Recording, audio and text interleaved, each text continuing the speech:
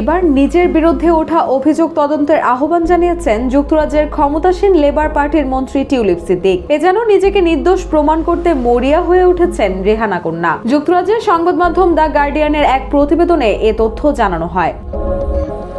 প্রতিবেদনে বলা হয়, বাংলাদেশের ক্ষমতাচ্যুত আওয়ামী লীগ সরকারের সঙ্গে সংশ্লিষ্টদের দেওয়া সম্পত্তিতে বসবাসের অভিযোগ উঠেছে টিউলিপ সিদ্দিকের বিরুদ্ধে। এরপর নিজের বিরুদ্ধে ওঠা এসব অভিযোগ তদন্তের আহ্বান জানান তিনি। যুক্তরাজ্যের প্রধানমন্ত্রীর উপদেষ্টা লরি মেগানসকে একটি চিঠি লিখেছেন তিনি। চিঠিতে মন্ত্রী পর্যায়ের কোনো আচরণবিধি ভঙ্গ করেছেন কিনা তা খতিয়ে দেখতে বলেছেন টিউলিপ সিদ্দিক। সম্প্রতি কয়েকটি সংবাদ মাধ্যমে খবর প্রকাশিত হয়, টিউলিপ সিদ্দিক তার খালা বাংলাদেশের সাবেক প্রধানমন্ত্রী শেখ হাসিনার সঙ্গে সংশ্লিষ্ট ব্যক্তিদের দেওয়া একাধিক সম্পত্তিতে বসবাস করেছেন। গেল বছরের 5 আগস্ট ছাত্র জনতার গণ অভ্যুত্থানের মুখে বাংলাদেশের প্রধানমন্ত্রীর পদ থেকে পদত্যাগ করেন শেখ হাসিনা। তিনি লরি মেগানসকে লেখেন, গেল কয়েক সপ্তাহে আমি গণমাধ্যমের শিরোনাম হয়েছি।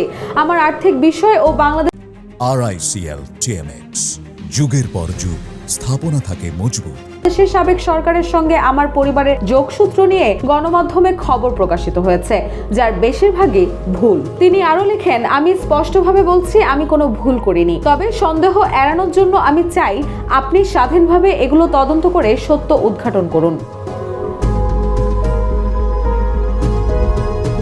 এদিকে যুক্তরাজ্যের লেবার কর্মকর্তারা জানিয়েছেন, টিউলিপ সিদ্দিক পরিকল্পনা অনুযায়ী চ্যান্সেলর রেচেল রিভসের নেতৃত্বাধীন ট্রেজারি প্রতিনিধি দলের সঙ্গে চলতি সপ্তাহে চীনে সফরে যাবেন না। এছাড়াও গার্ডিয়ানের প্রতিবেদনে বলা হয়েছে, কিংস ক্রসের কাছে 2 বেডরুমের একটি ফ্ল্যাট ও হ্যামস্টেডে একটি বাড়ি সহ বেশ কয়েকটি সম্পত্তি নিয়ে চাপের মধ্যে আছেন টিউলিপ।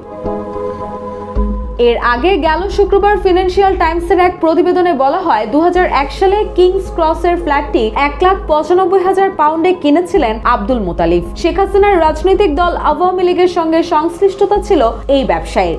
তবে 2004 সালে বিনামূল্যে ওই ফ্ল্যাটের মালিক বনে যান টিউলিপ।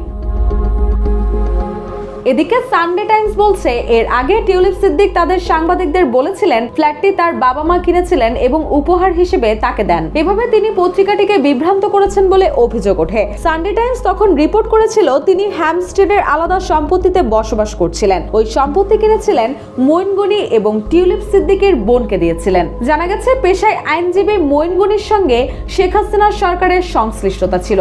এছাড়া তিনি পূর্ব পিঞ্চলে আওয়ামী লীগের যুক্তরাজ্য শাখার কার্যনির্বাহী সদস্য আব্দুল করিমের 2.1 মিলিয়ন পাউন্ডের একটি বাসা ভাড়া নিয়েছেন বলে গার্ডিয়ানের প্রতিবেদনে উল্লেখ করা হয়েছে।